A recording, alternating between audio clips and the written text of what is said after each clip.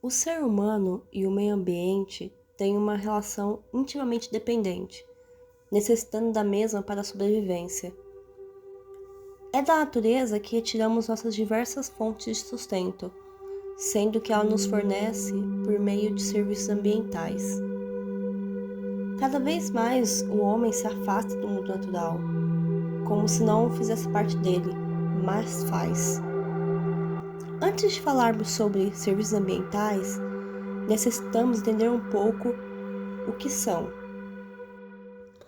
Segundo um trabalho de 1997 da cientista ambiental americana e ecologista tropical Gretchen Dale, serviços ambientais são todas as condições e processos pelos quais as comunidades naturais e as espécies que as compõem ajudam a sustentar e a satisfazer a vida humana. Os serviços ambientais ajudam na produção de bens naturais, como alimentos e combustíveis, e de modo geral suportam a vida e a qualidade de vida humana. Podemos citar os produtos culinários, sendo eles temperos e alimentos, como frutas e cogumelos, que são retirados das florestas. Além disso, muitos fármacos que temos à nossa disposição em hospitais e farmácias têm como composição base plantas e outros materiais florestais. Há 4 tipos de serviços ambientais, sendo eles serviços de provisão, os quais estão relacionados à capacidade dos ecossistemas em prover bens como alimentos, produção de energia, recursos bioquímicos, água e até plantas ornamentais. Também há serviços de regulação, que se referem à regulação do ecossistema, como controle climático, purificação do ar e das águas, controle da erosão e do solo, entre muitos outros. Há também serviços culturais, os quais estão relacionados com o fornecimento de atividades recreativas, educacionais, estéticas e espirituais. E por fim, há serviços de suporte, sendo necessários a reciclagem de nutrientes, formação do solo, polinização e dispersão de sementes. Neste vídeo falaremos um pouco sobre alguns serviços ambientais e culturais. Mesmo que de forma sutil, a natureza nos fornece serviços ambientais em relação à beleza estética, inspiração espiritual e intelectual. Desde a origem das civilizações, os seres humanos, de modo geral, têm uma profunda apreciação com a natureza, sendo mencionada em muitas religiões, tradições e obras artísticas e literárias. É comum observarmos pessoas que, para saírem um pouco do estresse do dia a dia, fazem hobbies como jardinagem, caminhada ao ar livre, pesca, além de fotografia de elementos naturais como plantas e pássaros.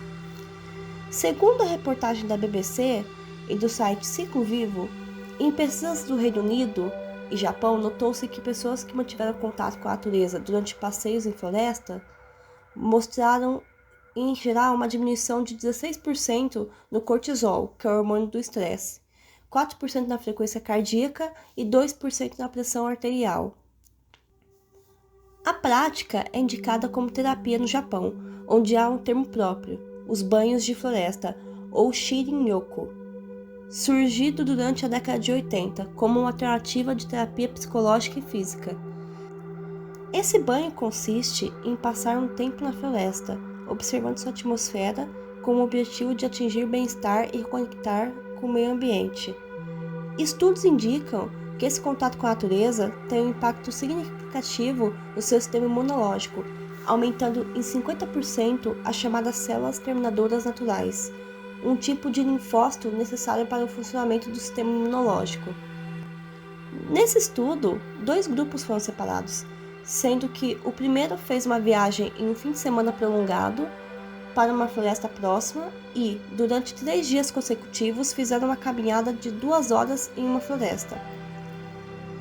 O segundo grupo foi para uma cidade mais próxima como turistas e andaram a pé pela mesma duração e nos mesmos horários do dia.